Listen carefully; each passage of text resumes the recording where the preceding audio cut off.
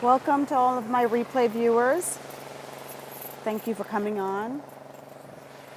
Please know, even though you're watching the replay, you can share the love and leave some hearts, if only just for this view. Hi, Lindsay. How are you? Good to see you. And for those of you that are catching the replay on YouTube, you can't leave hearts, but you can give me a thumbs up and you can subscribe to my YouTube channel. And feel free to share this with your followers. I know, isn't this a lovely view? And you know what? It's warm today. I'd say it's about a 78, just a little bit of a breeze. But it's nice. It's really nice. So hi, Betty. Thank you for joining. So I thought I'm on my way home from a meeting. I went to go look at spaces for future retreats. That's right, I'm thinking ahead. I went over to a gated community called the Hammock Beach Resort, and I made some phone calls to vacation rental folks and asked for their assistance because I'm up leveling my game next year and how I offer the retreats and the ambiance and the atmosphere and the environment, because I think that's important. And that has a lot to do with my message of freeing your mind today. And you know, this is one of the reasons why I'm offering my Phoenix process that's starting on Monday, because I want to see our minds freed. I want to see our minds freed. You know, for those of us that have gone through divorce and trauma and abuse, we have a tendency that through that, it puts us in a space of survival. And that's all that we can really think about, is just surviving and just getting by. And I was stuck in that space for a long time. And I refuse to do it anymore. And I see that freeing my mind from this lower level space of being, limiting myself, lack, all of that sort of frame of mind, it was keeping me stuck, and I didn't want to be there anymore. And I had to take a look at my surrounding, and I saw what was around me. You know, where I live, my apartment, my friends, this beautiful, beautiful landscape in front of me. And being a part of this, what it did to lift me up out of my depression, out of my anxiety. And I make that a key focus in my retreats, that I want the space where the women come together to be a space of luxury. I want it to be beautiful. I want it to be splendor.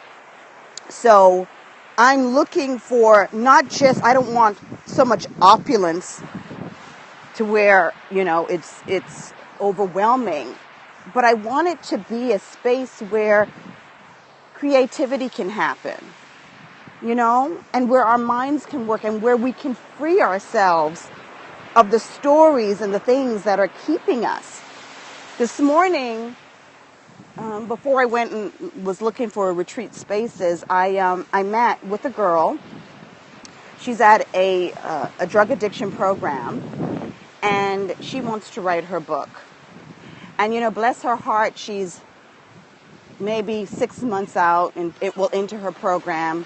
And, you know, I took her to the Hilton hotel lobby, which was beautifully decorated and festive looking, and they had coffee and they had brunch and everything laid out. And I intentionally put her in that space when we sat there on the couch and we talked about her book and her story and what she wants for her life. I wanted her to be surrounded in beauty. I wanted her to feel comfortable in it. and not keep herself small. And so that is why being in that sort of environment and space is so important to me. And that's a part of freeing your mind, taking you out of that lack and limitation of where you've been through the survival of abuse and divorce and where it's left you. And it's not about, where you are, it's about where you're going. And so for those of you that think to yourself, I can't afford to go on a retreat, I can't afford something like that. If you want it, you can have it.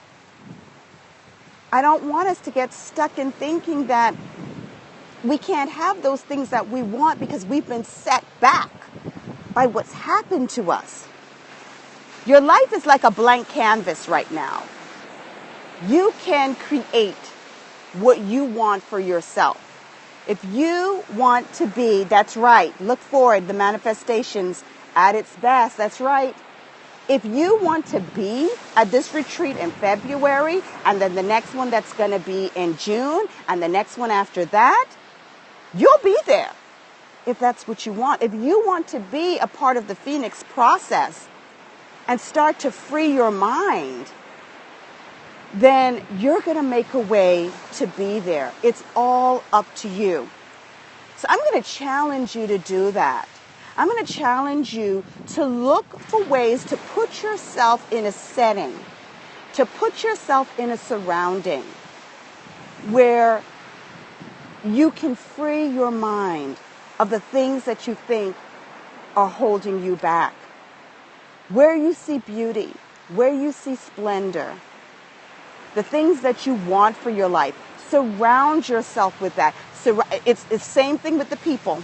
Surround yourself with those people that are moving forward, that are thriving. This is why you hear me talk a lot about thriving and not surviving, moving beyond that, and seeing that your life can be so much more than you can ever imagine. We put God in a box a lot of times. And you have to understand that when you dream, stuff starts to happen. When you have faith, the universe starts to shift. And then God responds. And things just open up for you in such a wonderful way. So I want to be able to share that with you. I want you all to have it. I want you all to feel it and embrace it. And I want you to free your minds. So I'm going to leave you with this. And if you meditate, if you do visualization, sit, be in this space and imagine 78 degrees, a few clouds in the sky, a brisk breeze blowing, and it's a beautiful day. And anything is possible. So before I leave, I just wanted to show my face. Thank you all for joining me. Lindsay, thanks so much for popping on. It's good to see you. And don't forget, the Phoenix Process starts on Monday. You can go to marjoriephoenix.com/The Phoenix Process. And then my next blab is scheduled for the 27th. It's Healing After Abuse. I want you guys to join me and share that with folks. And you can catch me everywhere on social media as Marjorie Phoenix. So until then, go out and change the world. I'll see you then. Bye-bye.